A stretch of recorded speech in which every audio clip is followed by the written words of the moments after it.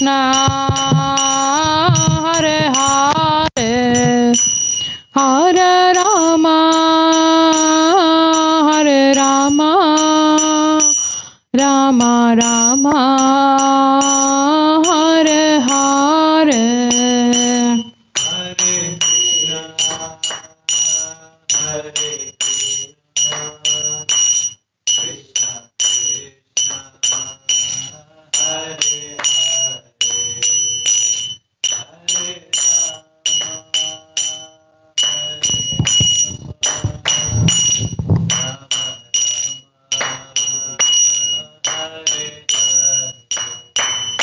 Hare Krishna, Hare Krishna, Krishna Krishna, Hare Hare, Hare Rama, Hare Rama,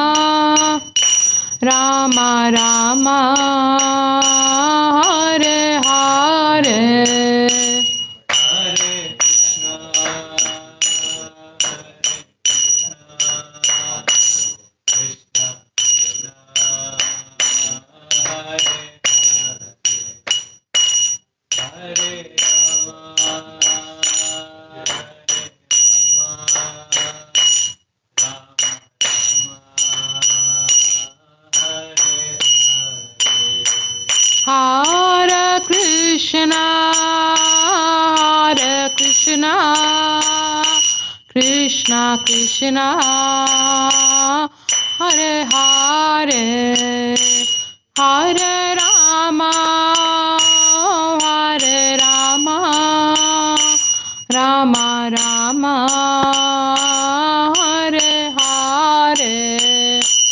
Hare Krishna, Krishna Hare Hare, Hare Rama, Rama Rama, Hare Hare.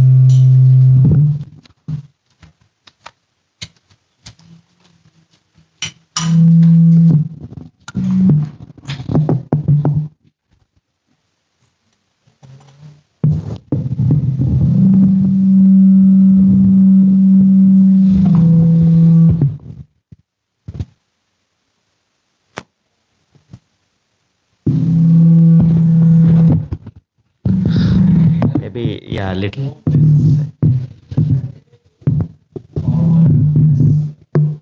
Yeah, maybe.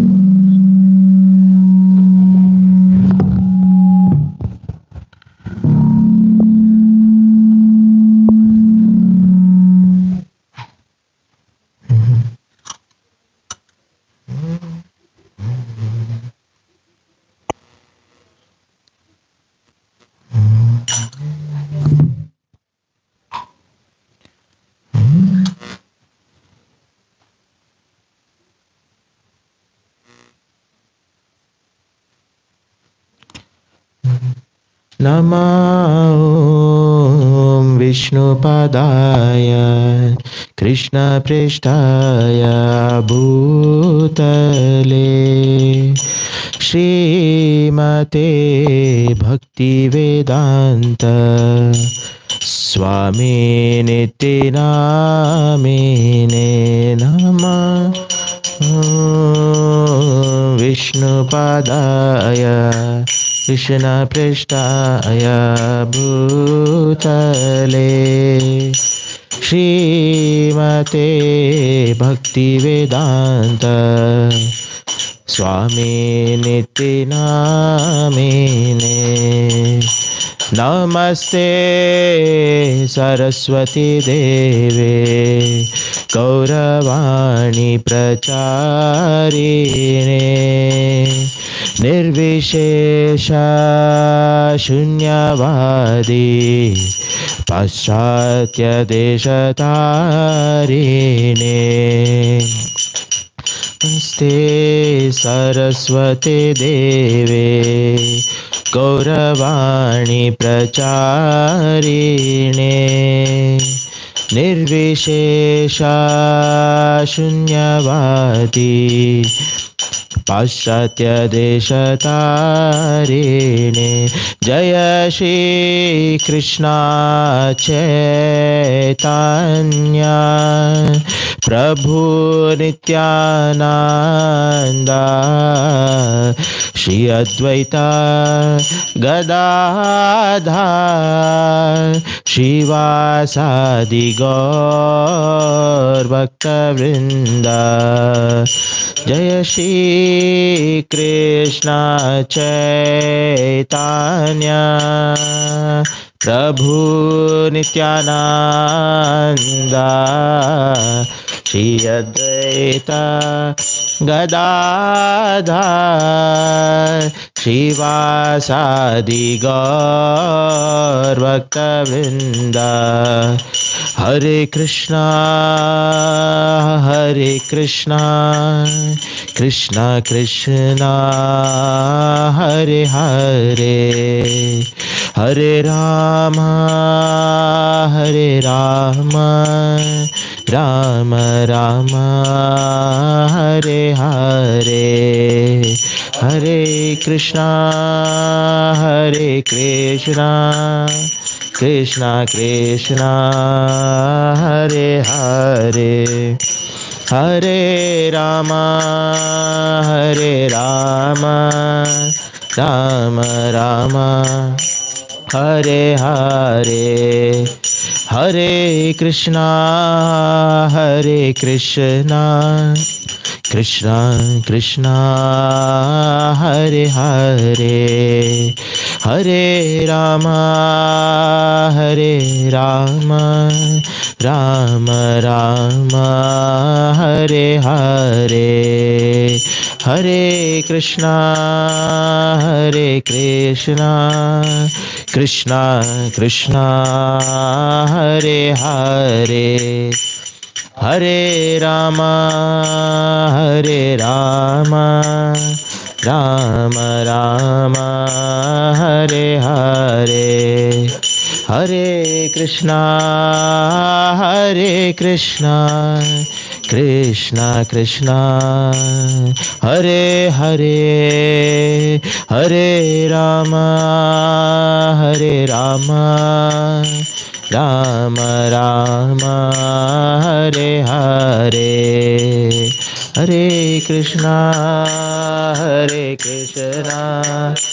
Krishna Krishna Hare Hare Hare Ram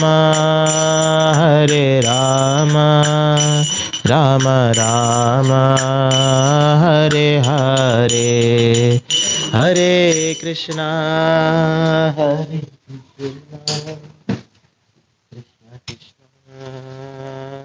Hare Hare Hare Ram Ram Ram Hare Hare Hare Krishna Krishna Krishna Hare Hare Hare Ram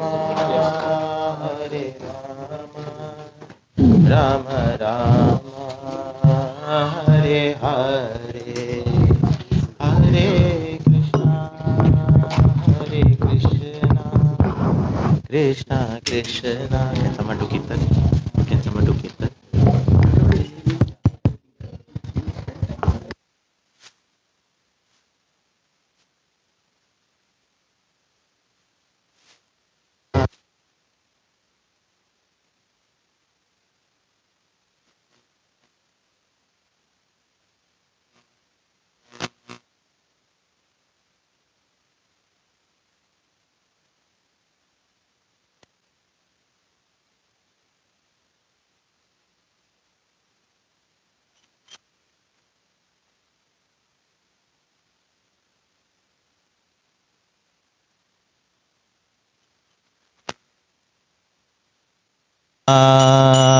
Hare Hare Hare Ram Rama Rama Hare Hare Hare Hare Krishna Krishna Krishna Hare Hare Hare Rama Rama Rama Hare Hare Hare Krishna Krishna Krishna Hare Hare Hare Rama Rama Rama Hare Hare Hare Krishna Krishna Krishna Hare Hare Hare Rama Rama Rama Hare Hare Hare Krishna Krishna Krishna Hare Hare Hare Rama Rama Rama Hare Hare Hare Krishna Krishna Krishna Hare Hare Hare Rama Rama Rama Hare Hare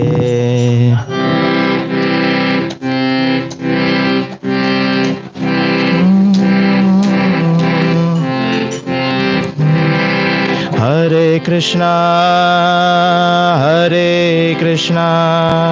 Krishna Krishna Hare Hare Hare Rama Rama Rama Hare Hare Hare Krishna Krishna Krishna Hare Hare Hare Rama Rama Rama Hare Hare Hare Krishna Krishna Krishna Hare Hare Hare Rama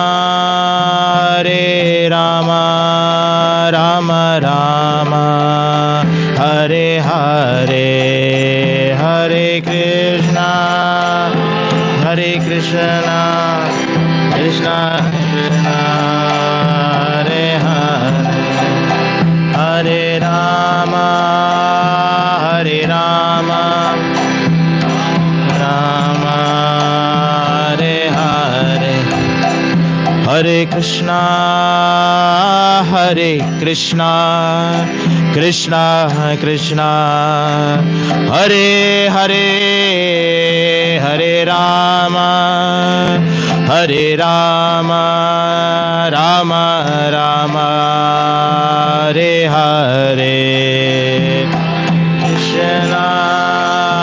Hare Krishna Krishna Krishna Hare Hare Hare Rama Rama Rama Hare Hare Hare Krishna Krishna Krishna Hare Hare Hare Rama Rama Rama Hare Hare Hare Krishna Krishna Krishna Hare Hare Hare Rama Rama Rama Hare Hare Hare Krishna, Hare Krishna, Krishna Krishna, Hare Hare, Hare Rama, Hare Rama, Rama Rama, Hare Hare, Hare Krishna, Hare Krishna, Krishna Krishna, Hare Hare, Hare Rama, Hare Rama, Rama Rama, Hare Hare, Hare Krishna, Hare Krishna, Krishna Krishna, Hare Hare, Hare Rama, Hare Rama, Rama Rama, Hare Hare, Hare Krishna, Hare Krishna, Krishna Krishna, Hare Hare, Hare Rama, Hare Rama, Rama Rama, Hare Hare, Hare Krishna, Hare Krishna, Krishna Krishna, Hare Hare, Hare Rama, Hare Rama, Rama Rama, Hare Hare, Hare Krishna, Hare Krishna, Krishna Krishna, Hare Hare, Hare Rama, Hare Rama, Rama Rama, Hare Hare, Hare Krishna, Hare Krishna, Krishna Krishna, Hare Hare, Hare Rama, Hare Rama, Rama Rama, Hare Hare, Hare Krishna, Hare Krishna, Krishna Krishna, Hare Hare, Hare Rama, Hare Rama, Rama Rama, Hare Hare, Hare Krishna. Hare Ram Sankirtan ki jai.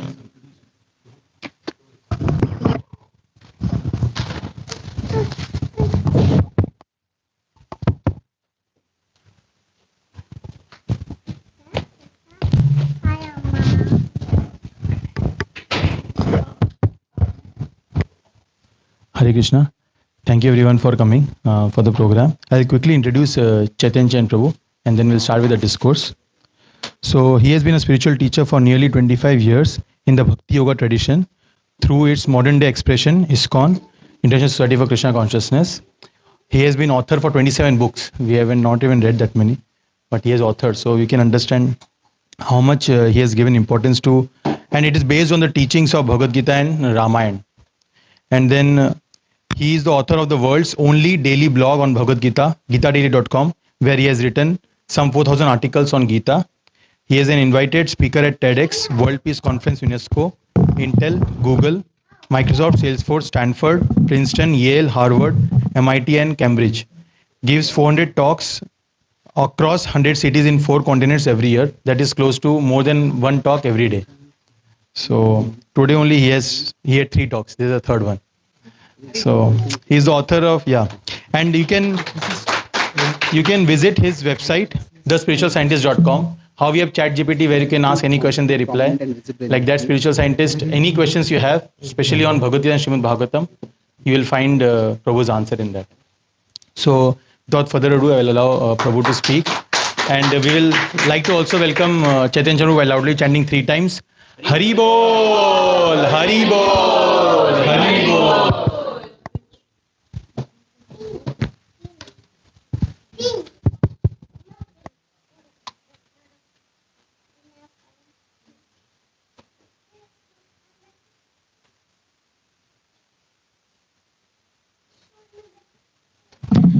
Hare Krishna.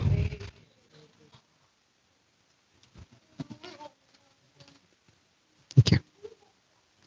Om Ajnanatimirandhasya Jnananjanushalakaya Chakshurunmilitam Yena Tasmai Shri Gurave Namaha.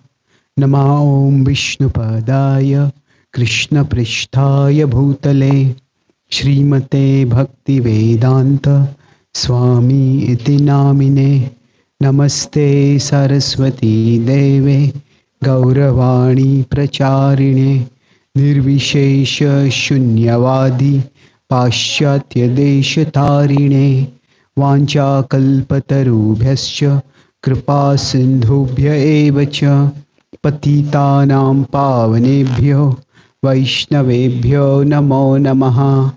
Jai Shri Krishna Chaitanya Prabhu Nityananda Shri Advaita Gadadhara Shrivasadi Gaura Bhakta Vrinda. Hare Krishna Krishna Krishna Hare Hare Hare Rama Rama Rama Hare Hare.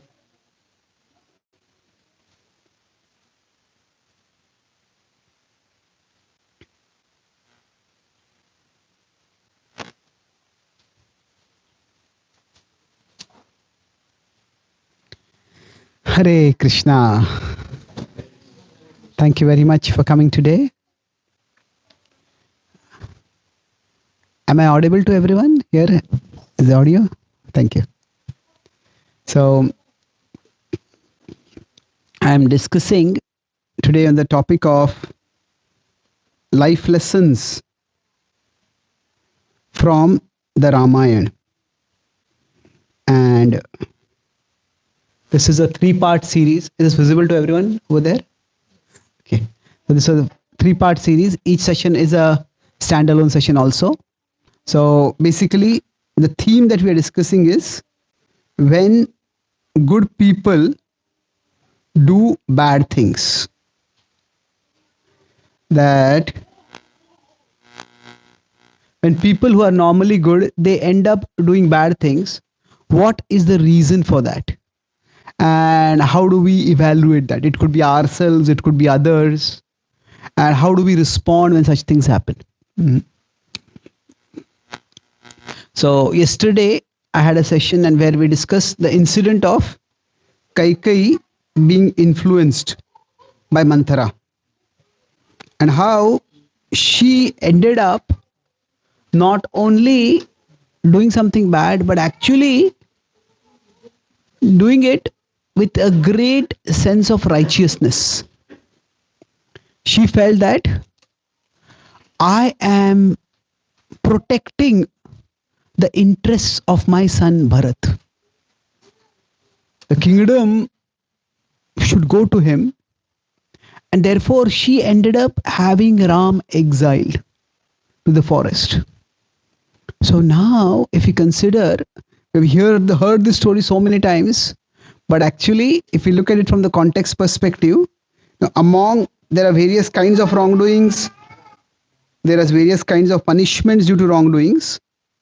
So among various kinds of punishments, exile is just one above execution. No, execution is when everything, including a person's life, is taken away. Exile is everything except a person's life is taken away. So probably the closest we may conceive of exile today is maybe deportation. In today's world, if somebody is deported from a country, at least when they're deported, they can go back to their own country. They have a place to go back to. But exile means you just have to go and live in the forest. So it's not exactly similar, but it's somewhat similar. So it is something which is there for a very serious crime. So today I'll discuss broadly the theme of, when somebody does something wrong, how do they come back to their senses? And that actually determines whether that person is really a bad person or not a bad person. So this 3-part series which we're going to discuss, the first part which I discussed yesterday was how we become manipulated. So what are the sequence by which Kaikai became manipulated? Today what I'll be discussing is what factors shape our behavior, shape our decisions, our behavior. What are the things that make us do the way we act? And the last session will be on Sunday, the Sunday Feast program. There we talk about when somebody does wrong actions, when does it indicate that it's an exception? It's something occasional that has happened that should be forgiven, or that is just a manifestation of who they are. When do wrong actions indicate that a person is actually a bad person? And when do wrong actions indicate that, oh, this is not really who the person is? So today we'll focus on this broad question of what factors shape our behavior. Now, in general, when we are interacting with people, in every relationship, when we are interacting, there is a hope and there is a fear. Broadly speaking, we could say in the interaction, the hope is that things will become better. The better could mean that the other person will become better, that I will become better, the relationship will become better. It could be all three things. And the fear is that all three may become worse. I know the person, at least I think I know the person. This is how the person behaves. This is what the person thinks. So the fear is that the person is like this today, but the person may change. And then what do I do at that time? So we have in every relationship, there is this hope and this fear. And we try to figure out, okay, what makes this person tick? How does this person actually act? So broadly speaking, when people are functioning, there are our behavior in general is shaped by our habits. There are many things with the kind of culture that we live in, the kind of habits that we have developed. That's the normal way we behave. So we could say our normal behavior is habits and culture and such broad factors, you could say. So for example, now all of you have come and sat over here. When you're sitting for this session, many of you may not know each other, the person sitting next to you. But every one of you is reasonably confident that the person next to you is not suddenly going to turn at you and slap you in the face.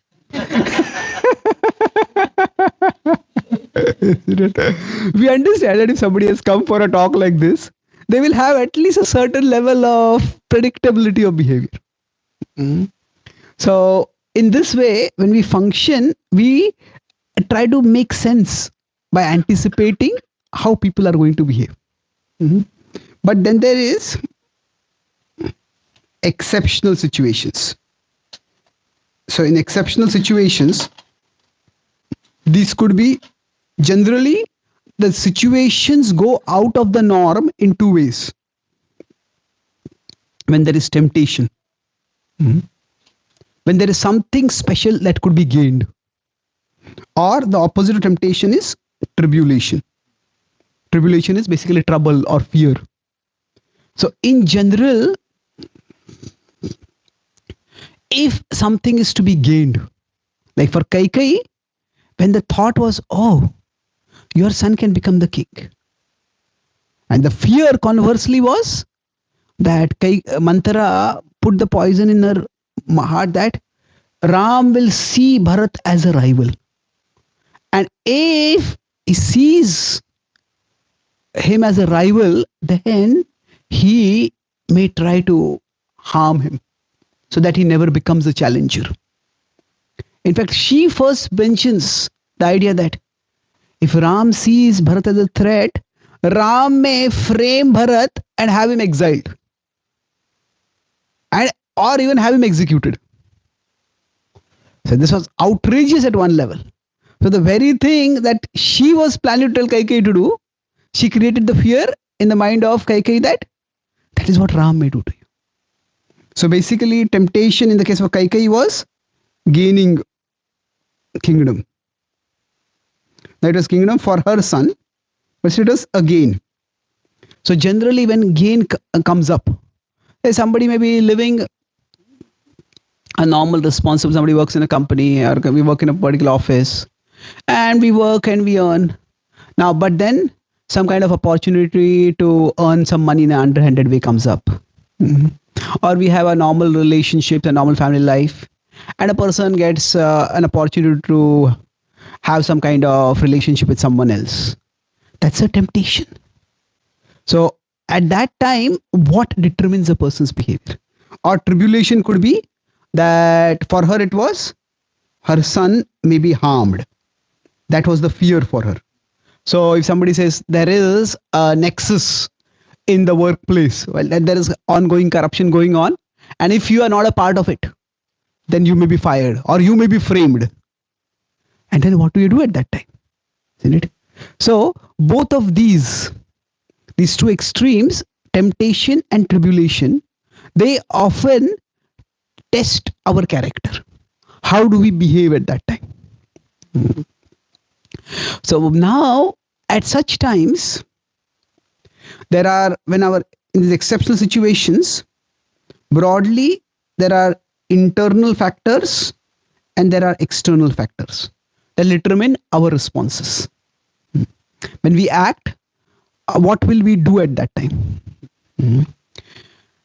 Now internally for us, okay, let me make it internal specifically, because I have another acronym which starts with INT. This is intelligence. So for us, within us, we have two resources that keep us on the right track. One is intelligence and the other is conscience. So intelligence and conscience, they both prompt us to not do something which is wrong. Now, intelligence broadly acts through reason. With intelligence, we can understand, maybe I should not be doing this. Now, conscience acts at level of emotion. By emotion, I don't mean sentimentality. By emotion, if we yell at someone. Now, they did something small, but we yell. Now, we may yell, and if I realize, this person is also not a kind of person who takes things lying down. No, that person can hit back at me. And therefore, we may think, okay, let me make amends, let me apologize, let me clarify. And maybe in the future, I have to be careful. I should not do something like this. So I may have the urge of anger within me, but by intelligence, I can decide I'm not going to get angry like this. But conscience goes deeper. Sometimes we may be in a position of power, and the other person may have no power to hit back at us. So in one sense, from a logical perspective, even if we are disproportionate in our anger, that person is not going to harm us much. Unlikely. But still, conscience makes us feel bad. Hey, this is not the right thing to do. There's no need to have yelled at that person. So conscience acts at the level of emotion. Basically, intelligence shows us the consequences. Okay, if you do this, this will happen, therefore don't do this. But conscience, it's, you could say, almost there is an internal consequence that comes up. As soon as we do something wrong, we feel bad about it. And then that's when we said, I won't do this. So now, at an external level, also, there are certain factors which determine our behavior. Here I am talking about not so much determine as regulate. So these are all, we're talking about regulators of our behavior. So when we face temptation or tribulation, at that time, mhm, our intelligence and conscience can regulate us internally. Mhm. Now, externally, we can have our obligations and association. That means, say, if I'm working in a particular office and I just the boss does not treat me properly, the colleagues are not very helpful, and I feel I just want to quit. Can I feel like that? But I have a family to take care of. I have a house. I have to pay mortgage for it. I have to do this. A sense of obligation. Now we could say obligation is coming from reason or emotion. That is true, but still it's a distinct thing. That it is, in one sense, especially people who have an innate sense of responsibility. Generally, with respect to intelligence, we have to reason ourselves. We have to do some logical reasoning to understand this is what I should not be doing. But when we have a sense of obligation, it works at a subtler level. It's not just that, okay, it's an external thing. Say if I didn't have this obligation, if I didn't have this mortgage, if I didn't have family responsibility, maybe I could just quit this job. I could do something else. Mm-hmm. So one of the reasons, say for example, relationships have become relatively unstable now is that often when people enter into relationships, the sense of obligation, I'm not saying obligation in the sense of compulsion, but obligation, I'm using it in the sense of, it could be used in two senses. One is compulsion, I have to do this. But I'm using it more in the sense of responsibility. Mm-hmm. That sense of responsibility, it has declined considerably in today's world. So I was doing a college program, and I was talking with one boy, and as a college student, so he was telling me that I was there at that place for a good amount of time. We had a retreat, so we got to know the students. So one of the boys told me that he grew up in foster care. So then I asked him that, okay, if you don't mind, what happened? Can you tell me what happened? How did your parents pass away? So he said, no, both my parents are alive. Really? He said, what happened? Then why are you in foster care? He said, when I was 5, my parents they separated, and when they separated, both of them told me that this marriage itself was a big mistake, and you are the reminder of that mistake for us. And both of the parents said, we don't want anything to do with you. It's a horrifying thing. The kind of trauma that a child will go through at that time, it's like, among the worst feelings that we as human beings can have is the feeling that we are unwanted, that nobody wants us, nobody values us. And if children grow with that kind of feeling, then they can be terribly traumatized. So now, okay, you can have your own issues. Most of the times if there is separation, then both parents want custody of the child. But this was a horrible situation. So the point I'm making is there is sometimes a sense of obligation that keeps us on the right track. And then beyond that, there is association. Now, of course, association can be good and bad, but sometimes our situations may impel us to act in particular ways. But if we have association that balances us, that calms us, that solaces us, then that association can also help us to choose wisely. So we could say association can have a positive effect and a negative effect. So now we will try to look at, if we consider these 4 broad factors that shape a person's behavior. So we will see now how these 4 factors were in one sense taken down, these deterrents to wrong behavior were removed in the case of Kaikai, and how eventually she came back on the right track. So if we consider the intelligence, let's look at the internal factors. Now, if you look at her intelligence, it was that she was persuaded that there is a conspiracy afoot. That initially she just neglected Manthara, when she said that, oh, now Rama is going to be coronated, and this is a disaster. She says, what disaster? This is a delightful event. And she gave her a gift, a jewel necklace.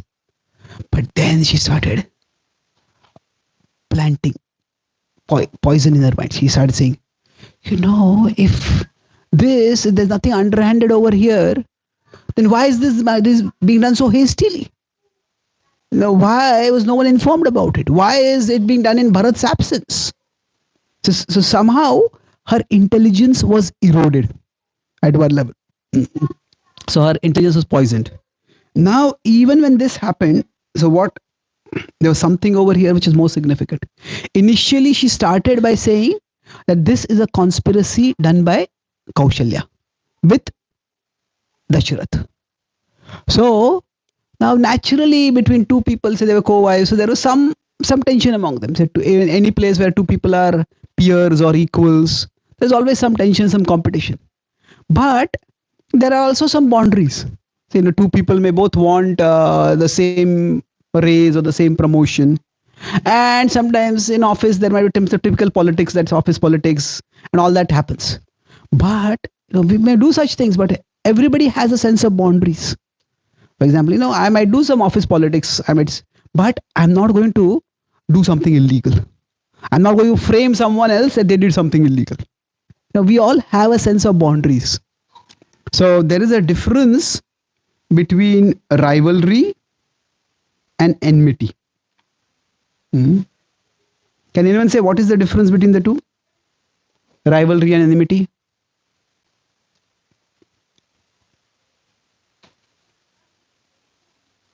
Okay, how many of you think there is no difference?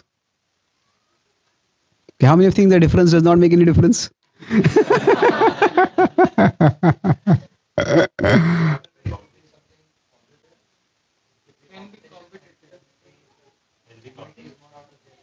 Sorry, who is speaking? Okay, yeah. Okay, so rivalry can be positive. So how exactly it's a good point, it can be positive. How can it be positive?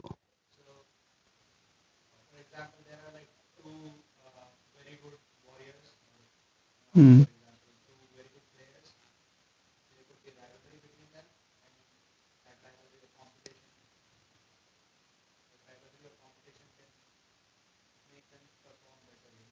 Yes.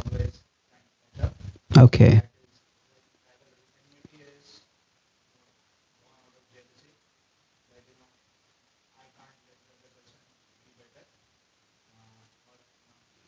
Okay.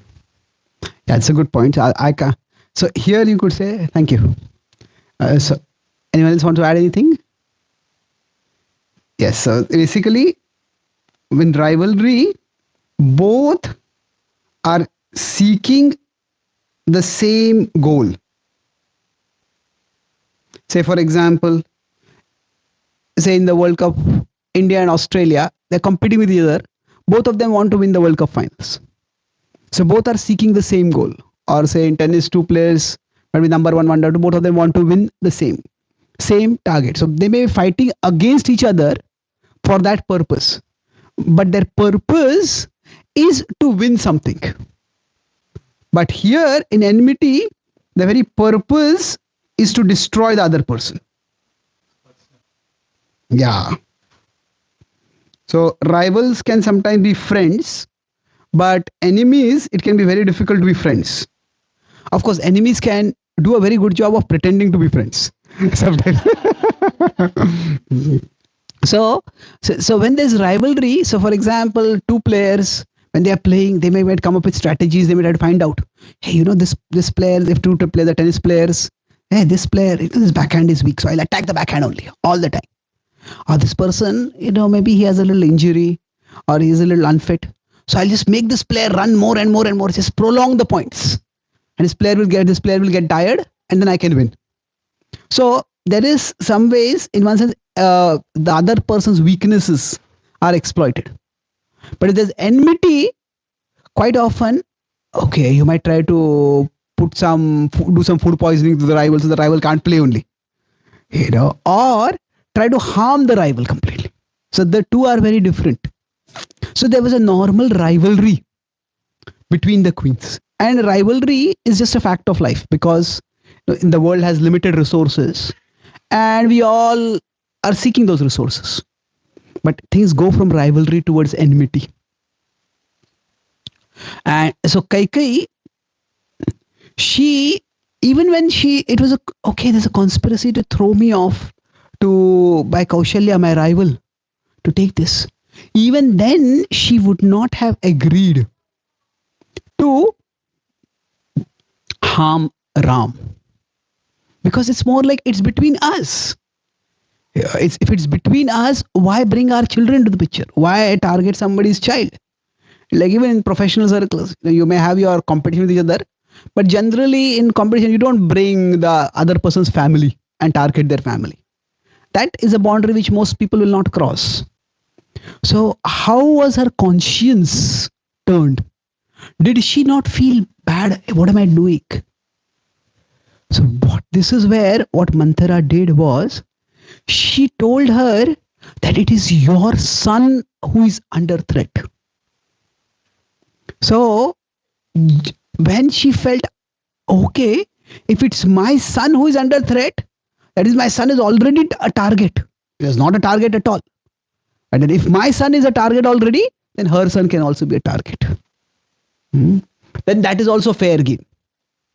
So basically, see what happens is, when we do wrong, normally we will hesitate. Okay, maybe I should not be doing this. But there is a time when we may do wrong with no hesitation. And when does this happen? When we are feeling that I'm doing it for a righteous cause. People do wrong often with least hesitation when they are certain that they're doing it for a right cause. Like terrorists, for example, they blow up innocent people. Now, how do they blow up? Do they have no conscience? We can say that, okay, these people are just monsters. Well, okay, yes, sometimes their actions are monstrous. But now one of my friends has done his PhD in terrorism. Not exactly. It's called in radicalization. It's in social studies, how do people become radicalized? So he went to Afghanistan, Pakistan, and various parts, not just religious terrorism, but various kinds of. The idea of the word terrorism is also very difficult to define at one level. But he interviewed many of these people, and he says, if you meet such people normally, they would just seem to be normal, functional people. But it's only when they start talking about their object of hate, then their monstrousness starts coming out. So they are convinced at that point that I am doing this for a good cause. Not a good cause, it's a great cause. And because they're convinced I'm doing this for a great cause, they can start doing greatly wrong things. Now there was a atheistic thinker, he said good people will do good things, bad people will do bad things. But for good people to do bad things, it takes religion. That was his accusation. Actually, it's not religion, it's ideological indoctrination. That ideological indoctrination can be by religion, but that ideological indoctrination can also be by atheistic ideologies. So, Nazi Germany, the ideology had very little to do with religion. In the Second World War, both the Germans and the British or the French, both were Christians. And both were largely Protestant Christians. So it was not even two denominations in Christianity. But the idea was that the Nazi ideology, that the Nazis are supposed to be the best and the Jews are the worst. Therefore, they have to be destroyed. In communism, so what happened in communism is that they had the idea that we have to redistribute wealth. And anybody who has wealth, they must be corrupt. They must be vicious. So we have to grab wealth from them and give it to the poor people. And because that assumption was there, somebody may have worked hard and gained wealth. It is possible that somebody has exploited others, gained wealth. But that is not the only conclusion. So they ruthlessly killed wealthy people, destroyed people. No, communism in about 70 years, it destroyed over 100 million people in China and so Russia. It's more than the First World War and Second World War combined together. It was without any war, the government itself killed people. Anybody was suspected to be a threat. So the point I'm making is that sometimes our conscience, it is meant to point us towards the right thing. But our conscience itself can be distorted when we become convinced that what we are doing is for a right cause. So for good people to do bad things, what it requires is they be convinced that I am doing it for a right cause. So good people do bad things when. So this is what happened to Kaikai when they are convinced that they are doing it for a right or even righteous cause. So this is how our conscience became deadened completely. Now, as far as our obligation was concerned, so she felt, did she not have an obligation to her husband? Did she not have an obligation to her kingdom? Did she not have an obligation to her society? She felt that this is related. My obligation to my son is the most important thing. And therefore, she just did something which would destroy her family. Dashrath told her, I will not be able to live without Ram. Now she just thought he's just trying to emotionally weasel a way out. But for Dashrath, it was unbearable. Generally, when we take care of someone, especially when there is an ethos of responsibility, for parents, anybody who suffers, it's painful.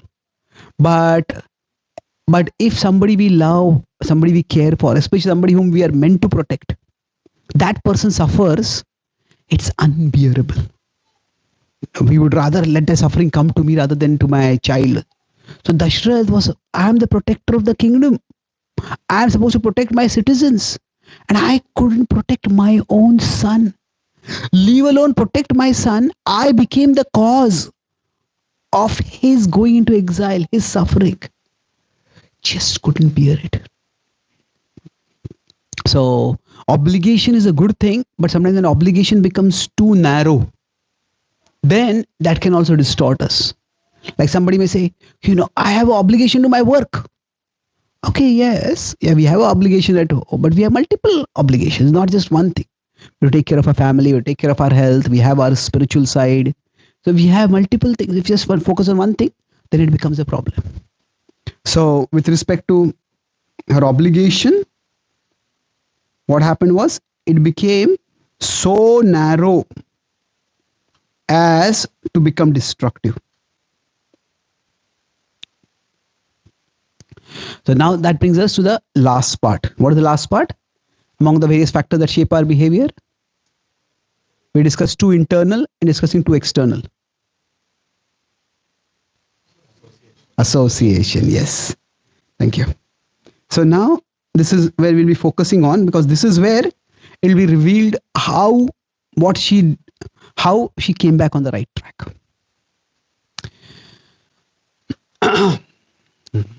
Okay. So let's start with one question. How many of you think that people are basically good or people are basically bad? So how many of you think people are basically good? Okay. How many of you think people are basically bad? Okay. Good. Okay, but let's soften the question. Wait. How many of you think that some people are basically bad? Some people are innately or basically bad? Yeah, that's a little hesitation, but this, because what happens is we all have probably seen people who get some kind of perverse joy in hurting others, isn't it? So we all, the nature of life is sometimes our actions will hurt others. Let's say if you are walking along through a crowded area, rushing to go somewhere, and our foot falls on someone. I mean, notice you step on someone's foot. If you notice it, oh, I'm sorry. we will apologize, we'll touch their body, maybe touch our head or something like that. But imagine somebody sees they stepped on someone's foot, and therefore, on seeing that they stepped on someone's foot, they deliberately raise their foot and stamp their foot again. Hey, what kind of person is this? So, it is true, unfortunately, that there are some people who seem to get joy in hurting others. Mhm. So, it may seem there's something wrong with such people. It's almost like such people lack something essential within them. So for example, they're sociopaths, they're psychopaths. It's almost as if their conscience is missing. Now, it's not missing entirely, but I'll come to that eventually. But basically, we could say on a spectrum of human character, there are 3 levels of people. There are people with goodness. Now, this goodness is, you could say, it's roughly related with the mode of goodness. But goodness means such people will normally be principled. They will act in good ways. They will do good thing. They will do the right thing. Now, there are people with weakness. Weakness means normally they will do good things, but if they are pressured, they may do bad things. Like I talked earlier about temptation or tribulation. So you could say always right choices, right actions. So sometimes wrong actions. And then below that, there is a third category, that is wickedness.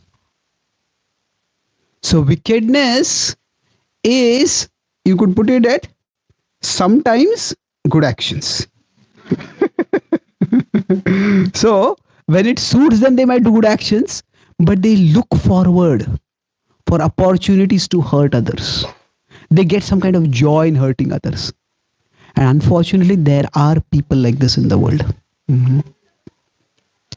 So earlier I talked about this intelligence and conscience. So basically we could say for people with goodness, intelligence and conscience both are strong. For people with weakness, intelligence and conscience both are there, but they are somewhat weak. That person may get manipulated by others. That person may, their own sense of conscience, moral sense can get distorted. But in the case of person with wickedness, their intelligence and conscience both are perverted. Perverted means what? That person may have strong intelligence. Intelligence in the sense that not the intelligence to do the right thing, but to scheme, to organize, to plan. So, and their conscience, they're just convinced. If something serves my cause, then what's wrong with it? So we could say conscience is dead, but they don't think of themselves as having no conscience. I did the right thing. So intelligence is totally misdirected or corrupted. So Krishna says, Indriyani mano buddhir asyadhisthana muchyate. When he talks about kama or self-destructive lust, now kama is, in one sense, lust is present in everyone. But what Krishna especially says is kamesha krodesha. It is the desire or the lust that rages against boundaries. Why does Krishna bring kama with krodha? Because kama is there in everyone. But when the kam resents boundaries, it rages against boundaries, it rejects boundaries, then that kam becomes destructive. So basically, the intelligence gets corrupted at that time. The person schemes with their intelligence, how can I transgress boundaries? How can I get away with things? So it's at this level, when a person does something wrong, it is quite a horrendous way in which a person does wrong things. And they often justify what they are doing. Like earlier I was telling, relationships are breaking down.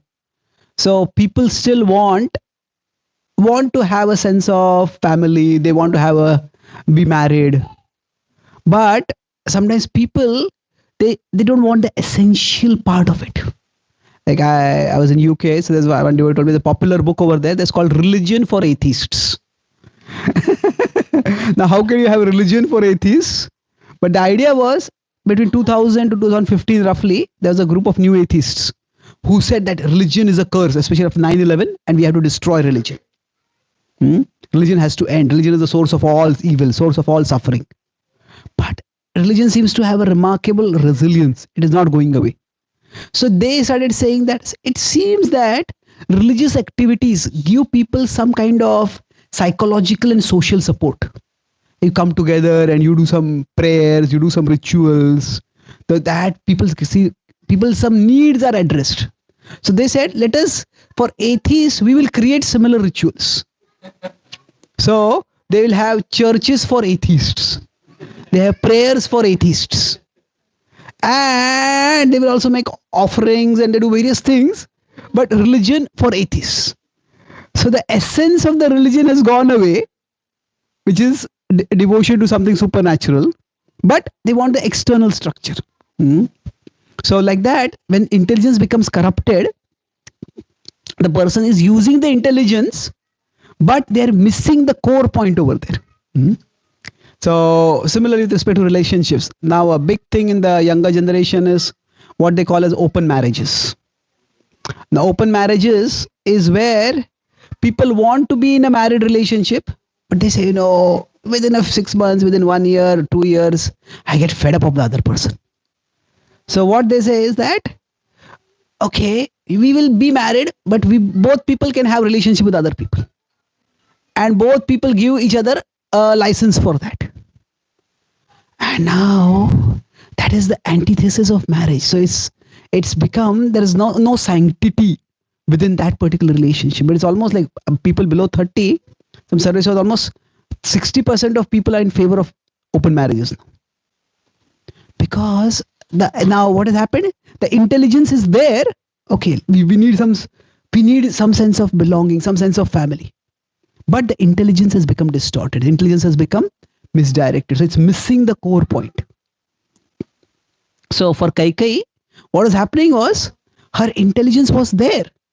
The whole scheme, when Manthara explained it, it's significant that we will talk a little later how much can Manthara to be blamed and how much is Kaikai to be blamed for what is done.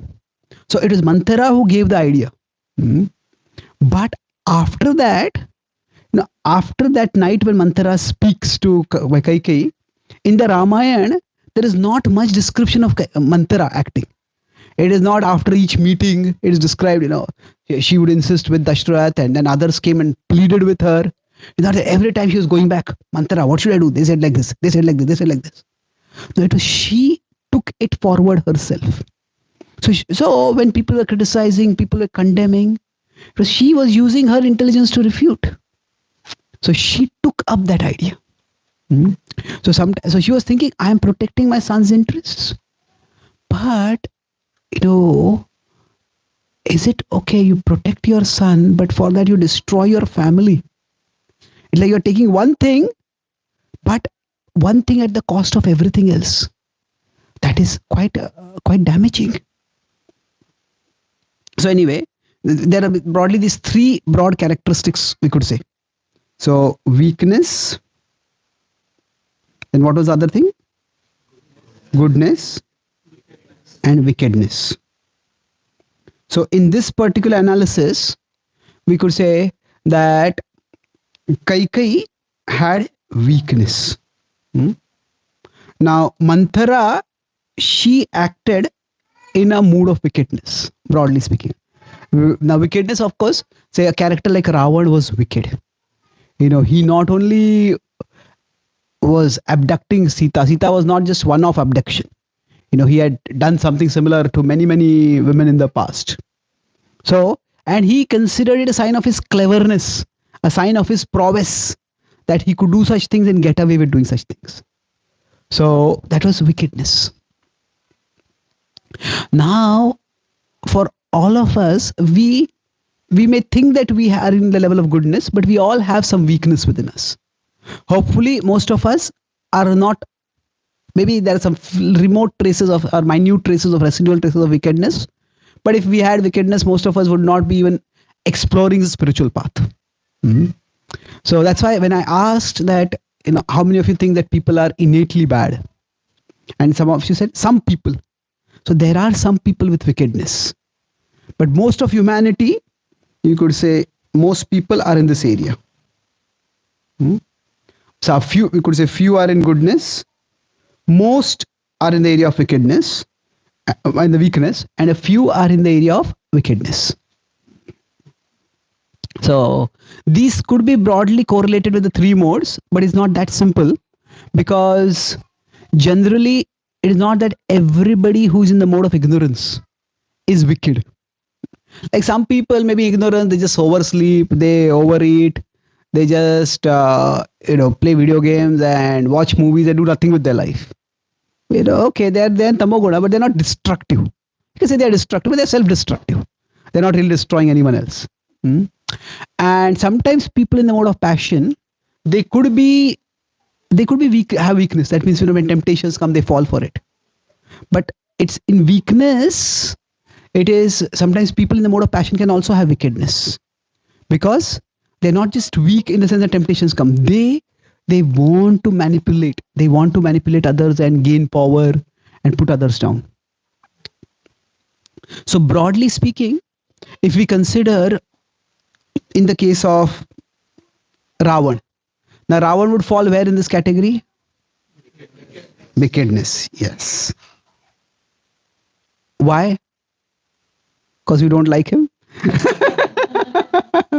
Yeah, people we don't like, we call them wicked. Repeated. Yes, we will talk about the different kinds of wrongdoers in our last session. But if you consider that in Ravana's social circle, there were most people who shared his values. They're also wicked. But there's one person who was of the opposite value. Who was that? Vibhishan. Now, in general, the gap between goodness and wickedness is way too much. And Vibhishan was living his own life. But when Ravan abducted Sita, and after that, Hanuman came and devastated Lanka. And Vibhishan knew what Ravan was doing was wrong.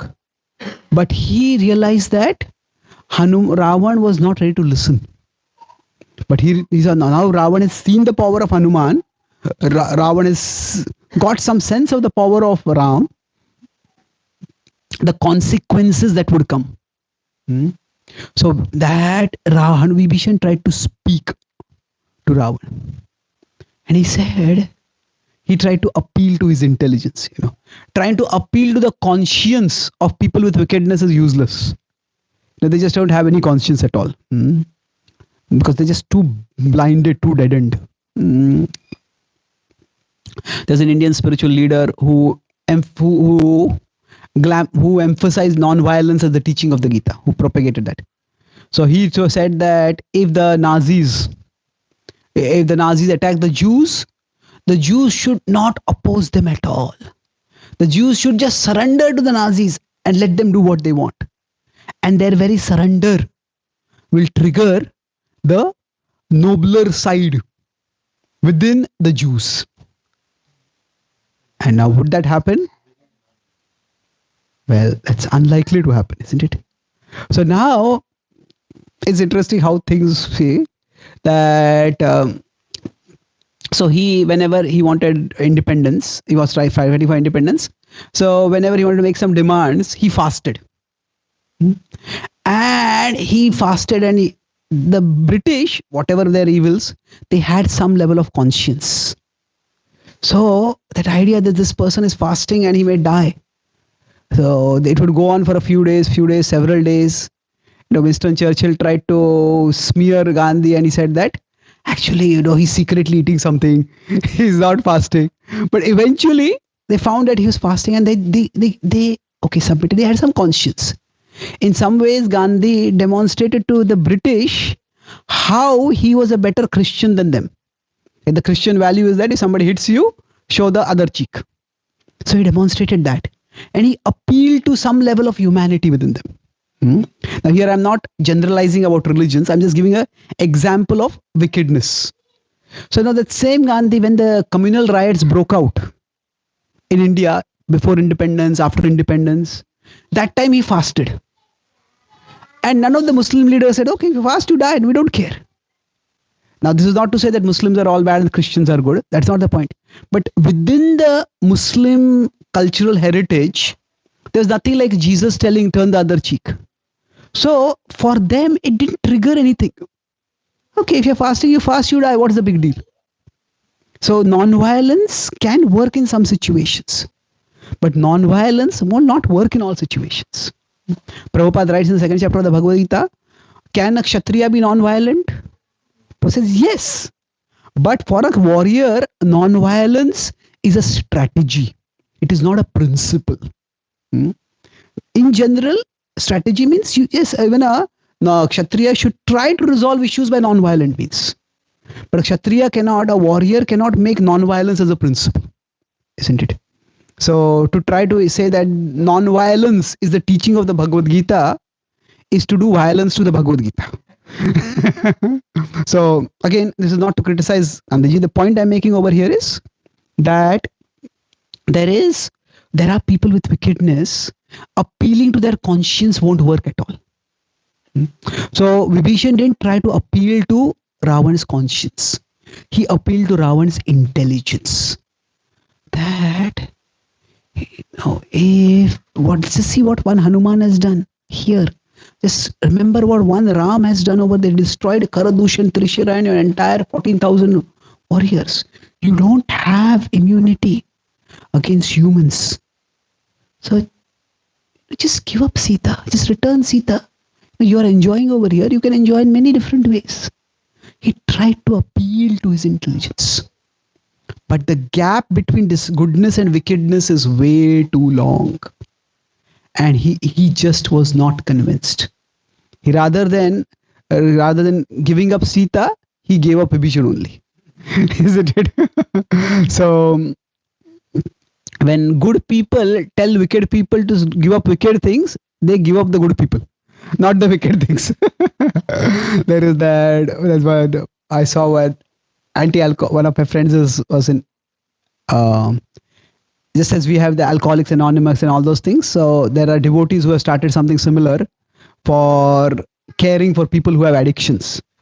So the devotee shared a humorous thing, joke with me. He said, one alcoholic told another friend, he said, yesterday I read a very serious article about the dangers of alcoholism, and it stirred me to action immediately.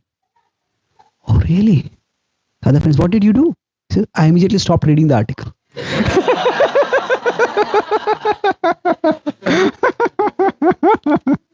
So now in this case, this was like a bond which broke. Vibhishan could not lift Ravan and Ravan could not pull Vibhishan down. So that bond itself broke. Now in the case of Kaikeyi, this bond in one sense you could say pulled her in this direction. And she did something which was wicked. She did something which was terrible. But fortunately for her, she had a bond with Bharat. And it was, she continued doing what she insisted on. Even when Dashrath passed away, she was shocked. But in that did not swerve her intentions. She said, it's a terrible thing that he passed away. But in one sense, she said, okay, when Bharat came back, Bharat saw that Dashrath Maharaj is not there, so he came to his mother's palace. And his mother said to him, oh Bharat, now the kingdom awaits you. He says, what do you mean? And then she explained all that has happened. Now for Bharat, it was like a triple shock. First was just the events itself. The two main events, that his brother was exiled and his father dead. So those events itself are shocking. But after that, his the idea that his mother was the cause of this, that was even more shocking. And then on top of that, his mother telling it as if she has done all this for him. And she is expecting that he will be pleased by this. It also, for her sake, that was the most shocking, isn't it? Say, now we want our children to do well in studies. And say a child comes and says, I got A plus in my exam. Oh, wonderful. How did you do that? He says, I hacked my professor's computer and I got the paper and I had the paper and I got good marks. And that if a child does something will be shocked. And if a child is doing it, saying it very proudly, this is how I did it. Then you start thinking, not only what kind of child is this, but what kind of person do you think I am that I'll be pleased by this? So, for Bharat, it was just devastating. And at this point, Bharat says, you cannot be my mother. He says, you must be the goddess of destruction, Mahakali, incarnated into our family to cause the devastation of our entire family. What have you done? It was at this point that for Kaikeyi, she had created an imaginary Bharat in her mind. And that imaginary Bharat, she thinking, I'm doing all this for him, and nobody in the world is understanding what I'm doing. Everybody is saying I'm a bad person, I'm a crook, but I'm doing all this for him. But when this imaginary Bharat collided with the real Bharat, there was a big collision. And it is at this point that the imaginary Bharat disappeared. And that's the time when Kaikeyi came to her senses. And to her credit, she bitterly lamented what she had done. She repented. She had great remorse. And the evidence for that remorse was she came with Bharat to beseech Ram, please come back to the kingdom. So this is how eventually it was when Bharat spoke strongly to her that she came back to the right track. Of course, by that, the action already had consequences. Now, when they were going back, Ram called Bharat aside and he said that do not blame Kaikeyi, do not punish Kaikeyi. That he said that it is the arrangement of destiny. Now we can here Lord Ram is talking more from the Leela perspective, that this is by this arrangement he came out of the kingdom and then he confronted the demons and he delivered the world from the demons like Ravan. So there is even through her bad actions some higher purpose was being served. But there is no evidence that Kaikeyi took that as a justification for her actions. Sometimes even through our bad actions something good might happen. But it is important for us to have to not rationalize our bad actions just because something good may come out of it. We can always have the hope that even if sometimes we do terrible things, some good will come out of it. So Lord Ram helped Bharat see that. So it's like even through bad actions. So from bad actions, some good results emerge or good emerges. Now this is a truth, but this is not meant to rationalize. Oh, what I did is not too bad. But it is meant to have hope. To not start beating ourselves down so much or condemning the world, just becoming hopeless. Something good will come out of it. So now eventually when Lord Ram came back, it was not just Kaushalya there to welcome him. Kaikeyi was also there to welcome him after 14 years. But it did happen that she ended up doing something terrible. And that now the key principle over here for us is that how can we avoid this? So we talked about these four factors. So I'll conclude this session with this thing. How can we ensure that we don't succumb to wrong actions? So of course, first is we strengthen our intelligence. That is through scripture. Scripture is not just for memorizing verses. It is not just for giving classes. It is actually for strengthening our intelligence so that when we are tempted or pressured, at that time we can ourselves form a rational argument why I should not do this. Just like if somebody else came to us and told us, I want to do this, we said, no, please don't do this. And these are the reasons. So through scripture, we ourselves get some conviction about what is right, what is wrong. Now, as far as conscience is concerned, it takes time to develop. That happens gradually through our sadhana. Purification comes up. So essentially, purification means that which is impure, we start seeing it as impure. And that which is pure, we start seeing it as pure. When somebody has impurity, then I say, what's wrong with it? It's perfectly fine. It's normal. It's just how everybody does it. And that's how we justify it. So sadhana, so generally convincing our intelligence is relatively easier. Now, if we have had a good upbringing by which we had been given a good sense of conscience by our parents, then that's excellent. But even if we don't have that, we can develop that. But gradually, by our sadhana, by our purification, that our connection with Krishna becomes stronger. And then the voice of Krishna as the ultimate conscience can come from within. Then when you talk about obligation, this is what often comes through seva. Like Prabhupada said that at one time after a big satsang program, that 30,000-40,000 people were there. And Prabhupada came back, you know why all these people are respecting me? Prabhupada said, it is because I have no lust. And Prabhupada paused and he said, no, it is because I have no time for lust. Now Prabhupada was basically, he was speaking at a level which we all could relate with. That when we make our life busy, not just with some services I like to do, or whenever I like to do, I'll do it. Whenever I like to do, I'll do it. But it's rather, we take up commitments, we take up responsibilities. Then that ensures that even if we are tempted, and there's not too much time to indulge in. So we all may feel that, oh, I already have many things to do. Yes, we all are busy, no doubt. But sometimes it is our busyness which protects us from our mind. And that's why what they say is a idle mind. Yes, it's a devil's workshop. It is.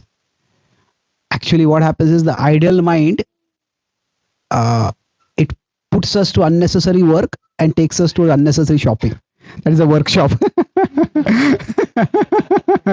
So anyway, so the intelligence is by this seva more in terms of obligation or responsibilities. So Prabhupada would often say that our spiritual advancement depends on how much responsibility we take. Not just that I'll do this when you tell me to do this, but I take up a responsibility. Responsibility engages us much more. And then the last part is association. So now when you talk about satsanga, it is not just a coming for classes and hearing classes. That is of course important, no doubt. Satsanga has many different aspects to it. One is we hear wisdom. But then that is what we call a shravanam. But along with that, we also need to share our hearts. This is where we have guhyam akhyati pruchyati. So we all need some close friends with whom we can share our challenges, with whom we can share, okay, you know, when this happened, I felt like doing this.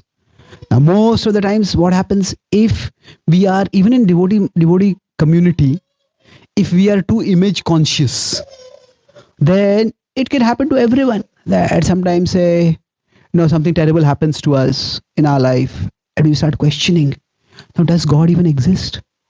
Or do devotees really, sometimes something may happen to us and we feel, we have certain things which are gnawing us from within.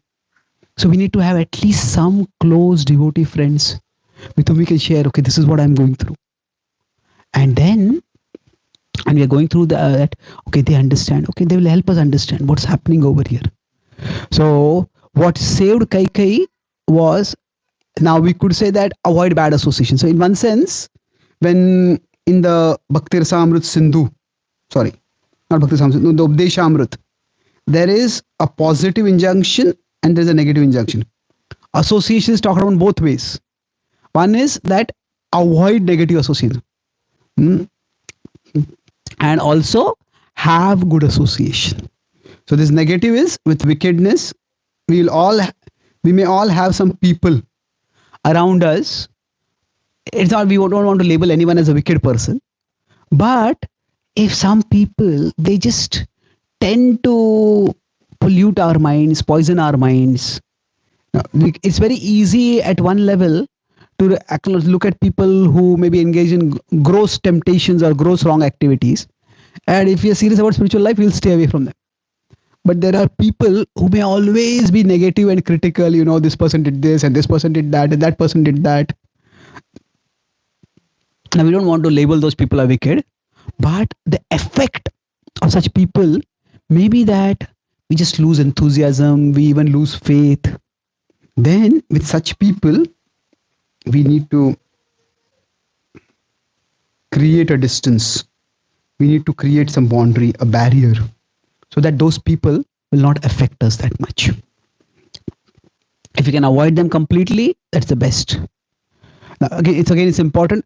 We are saying that we shouldn't label people as wicked. That is a very easy thing to do.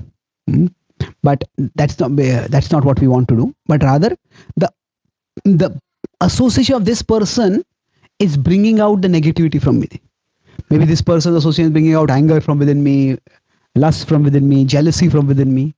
Then, but irrespective of whether that person is bad or not, that effect on me is bad, so I need to keep a distance. And then with people with goodness, this is what we need to strengthen, and we need to invest time in this. To the extent we have invested time in such relationships, then what will happen is that even if we are tempted by situations, we are dragged in particular directions, the connection with people with goodness, that will help us come back on the right track. And the stronger the connection, the faster we'll come back on the right track. If you consider, I'll just this principle of goodness, I'll talk about 3 examples of how faster the connection, the earlier a person can come back on the right track. So for Kaikai, her connection with Bharat, it brought her back it took few days. So by the time Bharat came back, but during that time, a lot had happened. Now for Sugriv, also he did something wrong. When was this? Yes. Well, it was not the 4 months. 4 months, it was like a lockdown. So Chaturmas, he couldn't do anything. But it is after the 4 months got over. So in Kaikai's thing, situation was like she did something terrible. In Sugriv's thing, he had promised that he will help Ram find Sita, and he did not do anything, and that was terrible. But for him, he had multiple advisors right over there. Well-wishers. Hanuman cautioned him, then Tara was Wali's wife, cautioned him, and then Lakshman did more than caution him. Lakshman chastised him a little bit. But for him, so there was, you could say, a large harm over here. There was, in one sense, the minor delay over here for Sugriv, because the good association was right nearby. Now there is another small incident with Shatrughna. Now, when Shatrughna and Bharat come back, at that time, they do the final rites of Dashrath, whose body has been preserved till the son comes back and does the last rites. But then after that, when they're coming back, at that time, because Bharat is going to be the next king, so a minister accosts him and they start talking with him. And Shatrughna is moving forward. And he comes back from the area of the crematorium from the river, the Sharagi river. He comes back towards the palaces where he's staying. And there, outside Kaikeyi's palace, he sees Manthara.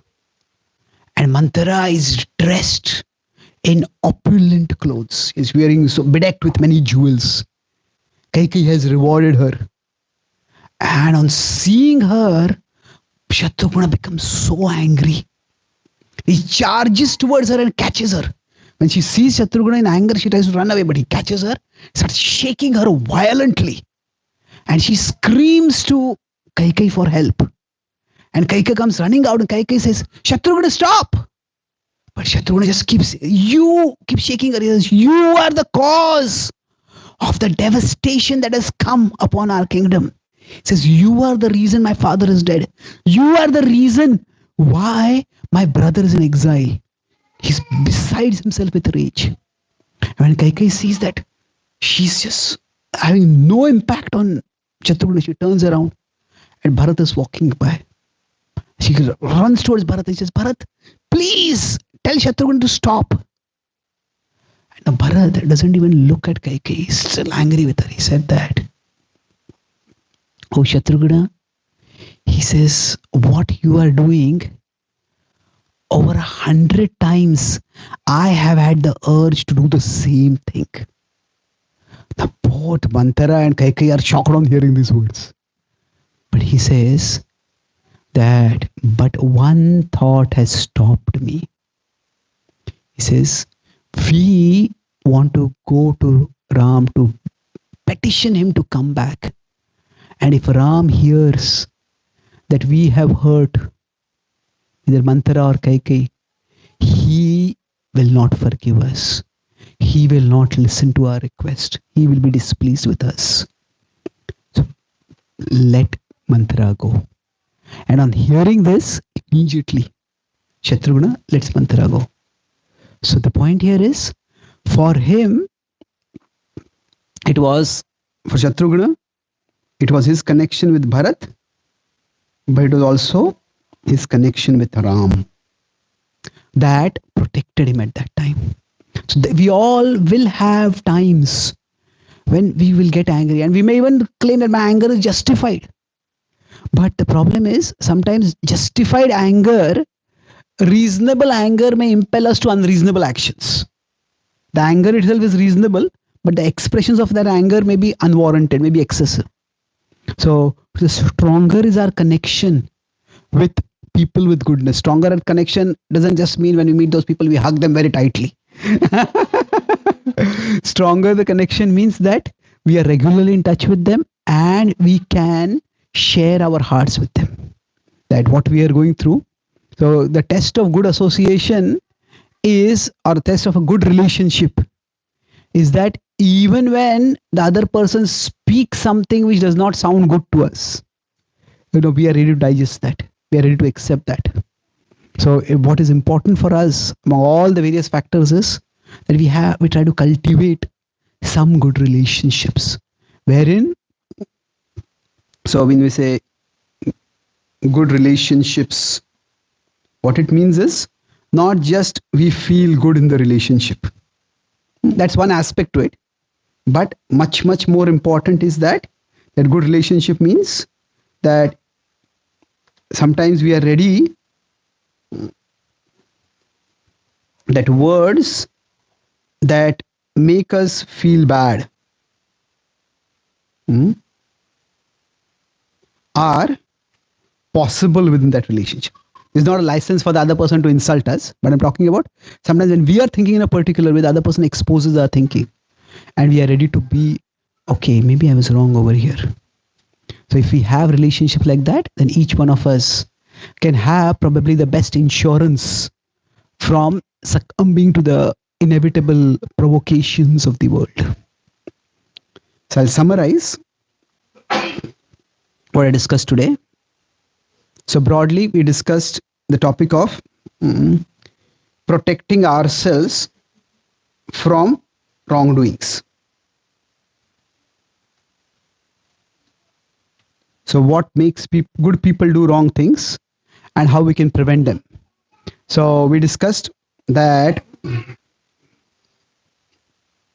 wrongs, they generally happen between two situations. There are temptations and tribulations. See, when there is a hope that I can gain something, or there is a fear that I may lose something.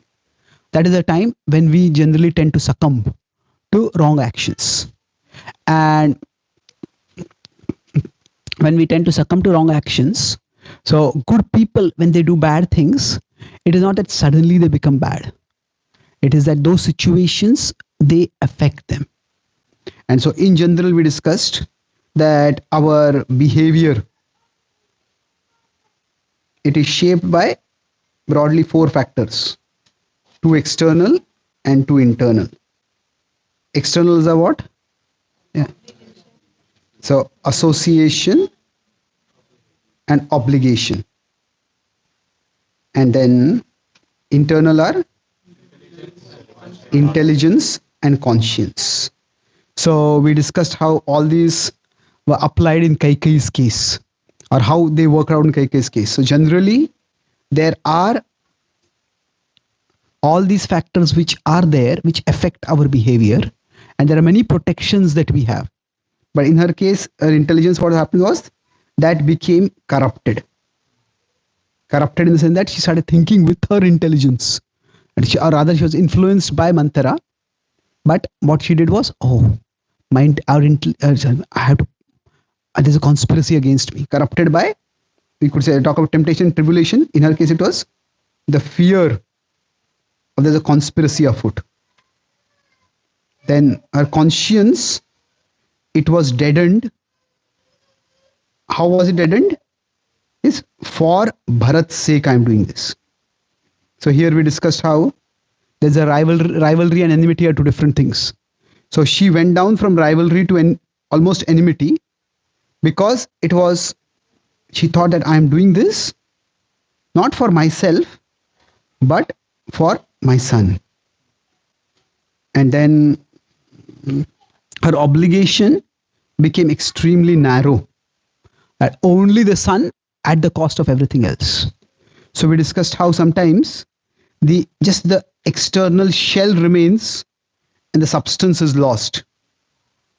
So like religion for atheists or open marriages, the idea is that the person ends up missing out the essential principle while holding on to something external, superficial. So with respect to association, we discussed how this is spectrum from goodness to weakness to wickedness. So she was dragged down. She was pulled down by Manthara's association. But fortunately for her, it was also something that pulled her up. So Manthara's association pulled her down. It was wickedness, but fortunately for her, Bharat's association pulled her up. And then lastly, we discuss for ourselves, what can we do? So for us, we could say our self-protection for each of these things. For our intelligence, what do? Shastra, Swadhyay. We study scripture. And it is not just to memorize verses and to show how much we know, but it is more to guide our decision making. For our conscience, that happens through sadhana. Of course, we could say it also happens through our upbringing, but that's not changeable for us. But so sadhana, and then our obligations, we try to take seva, especially we take up responsibilities that keep us busy.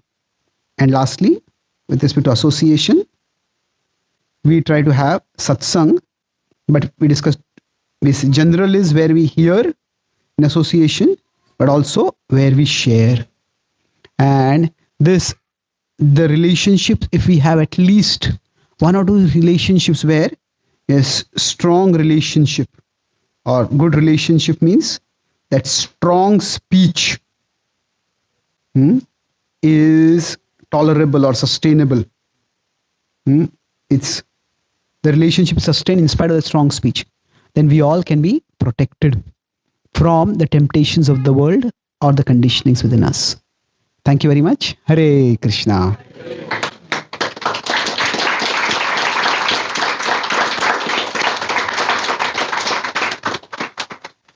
So, do we have time for questions? Are there any questions or comments? Yes, sir.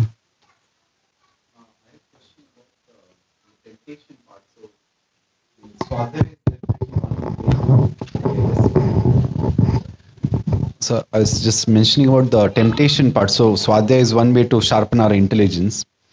But sometimes, like when we know we have a certain temptation, do you think like better self-awareness is also a good way to channelize and make sure like it's like a batsman before they're going to the cricket match, they're doing some warm-up. It's like mental warm-up to make sure, Yeah. I know this is where I'm weak. Yeah, of course. So it's not that scripture is the only thing. That for each of these, there can be many different ways. So it's not, these are not watertight. See, sometimes the conscience is developed by association. It's not just by purification. Like say, I may not, I may say, for example, treat the Bhagavad Gita very casually. I read it, but I'll keep it on the floor. But then I associate someone, they treat the Gita with great reverence. Then, oh, this is how the Gita is to be treated. So conscience can also be developed by, so these are not like watertight categories. I'm just giving broad principles. So we could say that scriptural study that also tells us to become more self-aware. Uddhared atmanatmanam natmanam avasadayet. Krishna says that it is our responsibility to elevate ourselves with ourselves and to not let ourselves be degraded by ourselves. So that means self-awareness comes in. Okay, what are my vulnerabilities? So yes, definitely. Prabhuji, just one more follow-up question around the wickedness part. So, there are, between weakness and wickedness, there is also some gap there, right? Like where we are dealing with people and let's say they bring down our energy and maybe they are not wicked, but then they're not healthy for us either. So how do we like draw a line where we are also protective of our own well-being at the same time, like draw a line to make sure like we can carry on with whatever we've got? Yes. See, it's like in our relationships, there are two aspects to this in the relationship. That is, we are caring and we are careful. So caring is where we are extending ourselves for the other person's sake. But careful is, it's like say if I'm in a boat and somebody else has fallen out of the boat and they're drowning. I'm caring, I extend my hand out. I try to reach out and pull the person out. But after I catch hold of that person's hand, what I find is that person is pulling me out. Then maybe maybe intentional, circumstantial, maybe they are hit by a wave and that's why they are pulling us out, whatever it is. But we don't want to fall out, not because we want to save ourselves. Of course we want to save ourselves, but we can be no help if we also fall out. So that is, there is a balance between being caring and careful. And that balance, it, like what you said earlier, it begins by being cautiously, it's like, what is that saying? Like, there is cautious compassion. Like a doctor who's in a pandemic zone, for example, a doctor is treating an infection, a patient is infected. The doctor wants to help, but the doctor also has to make sure that I don't get infected by it. So there are certain, the doctor may wear gloves and things like that. So all those are required. So we have to find that what is the effect on me, and the overall effect is negative, then maybe I'm not the person who can help this person. Okay, thank you. Any other questions or comments? Yes, please.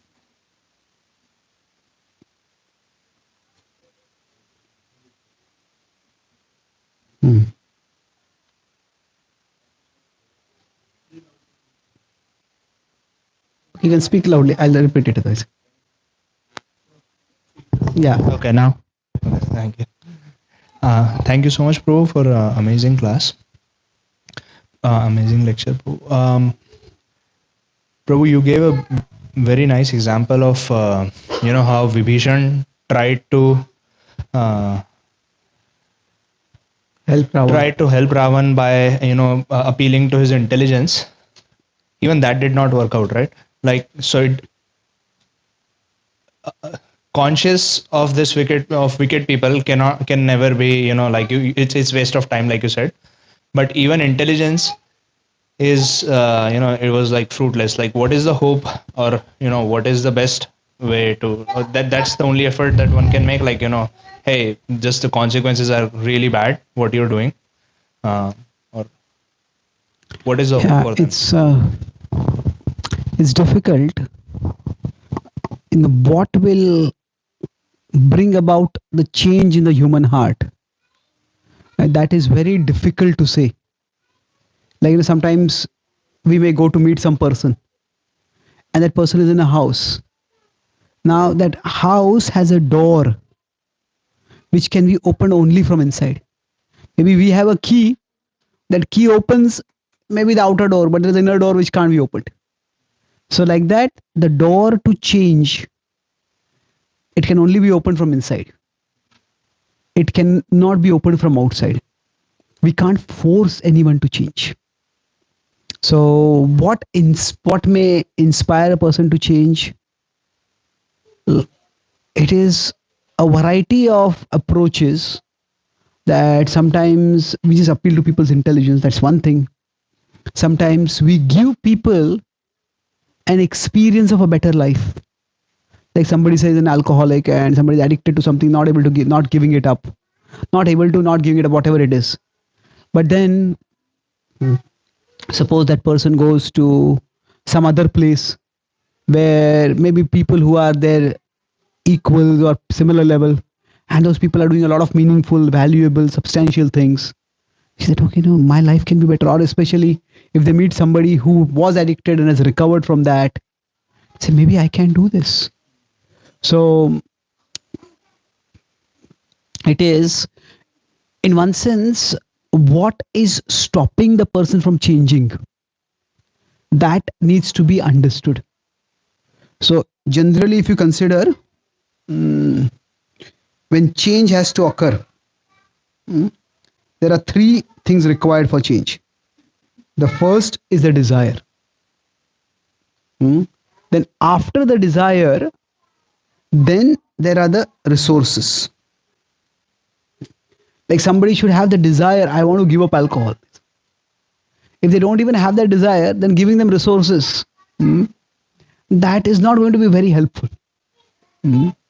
So now, if that person doesn't have the desire, how can the desire be triggered? So that is something which you have to observe. So is a person not able to do it because they have no desire at all? Then what do we do? How do we get how do we give the desire to them? So resources means you could say practical skills or practical support. And third is inspiration. It's like, okay, I want to do this, and I know this is what I can do to do this, but I just can't sustain it. So like somebody may say that, yeah, I know I want to become healthier. Maybe I want to eat healthier, but it's too complicated to find out what food is healthy. There are different theories. When we eat this kind of food, that kind of food. Okay, then you say, okay, this is what it works. But then you join a group of people who are doing something similar. Then it may become easier. So there's no one formula. So for somebody who doesn't want to change, then it's probably change will have to come in next lifetime only. So nobody is beyond hope because we are eternal beings. But we cannot, even God can't help those who don't want to be helped. And the example of this is when Krishna himself went as a peace messenger to Duryodhan. So Krishna couldn't persuade him. So Sometimes we just have to recognize that some people we can't help and maybe focus our energy on helping others then. It's difficult, it's distressing, but then one aspect of our humanity is to recognize our finiteness. Okay. Yes, bro. Have the mic here.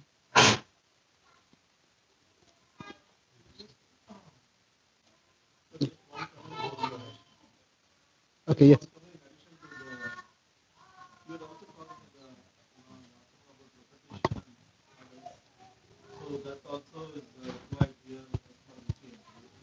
Well, I would say that resources, these are not three broad, like the watertight categories. What I mean by this is that it's more like why, how, why the desire comes from why. Hmm? And how we'll talk about more about resources. So resources can also include knowledge. Hmm? But when I talk about inspiration, so it's more like why to start. Inspiration is how to continue. Hmm? So it's okay. Let me put it this way: that like mm, if we are parents and we want to guide our children, hmm, so what can we do for our children? No, we can try to kindle healthy desires within them. Hmm. Say if we want our children also to practice bhakti, we can kindle that desire within them. But then, and we can provide them resources. Okay, in the temple, you can do these activities, these activities, these activities. We can't expect our children to sit for long classes. Maybe there are some special programs for them. But then, even when they have that, within that also, even when we have a path. So first is like, I want to go on this path. Second is, okay, this path is not too difficult. It's a manageable, it's a doable path. So I want to change. This is a path which is movable, which is navigable. But then when I'm going on that path also, I just don't feel like going on. So in that sense, I would say, so repetition is a part of what it's what the inspiration required to keep doing things. Change doesn't happen overnight. Mhm. Thank you. Yes. Bro, I think you mentioned that when we find the wickedness, then we want to have the boundary there, right? Like specifically, when you are associating with some people. So now, but in some circumstances is not always you can draw the boundary. You're bound to still work with that, like mindset. Um, and so where do we draw a line? Like where is the what's our obligations to work with such a mindset versus our own non-obligations, mean like fully right, like to exercise, okay. like let's completely cut off the node. Yeah. So it's like when we talk about boundaries, boundaries can be physical, but boundaries can also be psychological. Psychological means that like what is that saying? I read one quote. It is a humorous quote. It said that I have lots of friends whom I don't like. Now, what do you mean by that? What that means is that because sometimes in a social context, we may have to have a relationship with people. It's a matter of culture that if we dislike people, it's not that we just show it on the face. It's not that necessarily when we dislike someone, we have to be disrespectful. So then, okay, if we come to a social gathering and meet someone, we don't really like that person. It's that okay, we may just casually greet them and we move on. We don't. It's not that we have to break the relationship with them. So psychological boundaries means that we don't really take their ideas, their suggestions, their desires very seriously. Yeah, such people, Narad Muni says, you can hear people, but you can just nod your head and move on with your life. You don't have to necessarily disagree with them and express your disagreement openly. It's just that have minimum interaction, whatever is required at a functional level, and move on. And to some extent, in today's world, it is possible, especially in the professional setting, as long as we are doing our work well. People say, okay, you have your space, I have my space. I won't intrude in your space, and you won't intrude in my space. So, generally speaking, the essence of association is the transfer of desires. Association is not just physical proximity. Sangat sanjayate kamaha. So through association, desires are born. So if you are associating with devotees, the result of that association should be some desire should come. Mm. So when the desire comes, that's when we actually move forward in our spiritual life by associating with devotees. So if we may associate with people at a functional level, but if we are not taking in their desires, then it's not that we will be affected by that association so much. Okay. So thank you very much. Shri Ramachandra Bhagwan ki, Srila Prabhupada ki, Gaur Bhakta Vrinda ki, Nitai Gaur Premanande.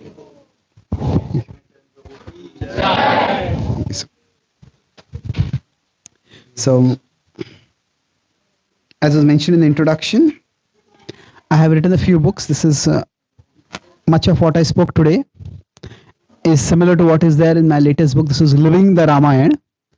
This is a small book with just about 8-9 articles where incidents from the Ramayana are narrated and practical life lessons are drawn from those incidents.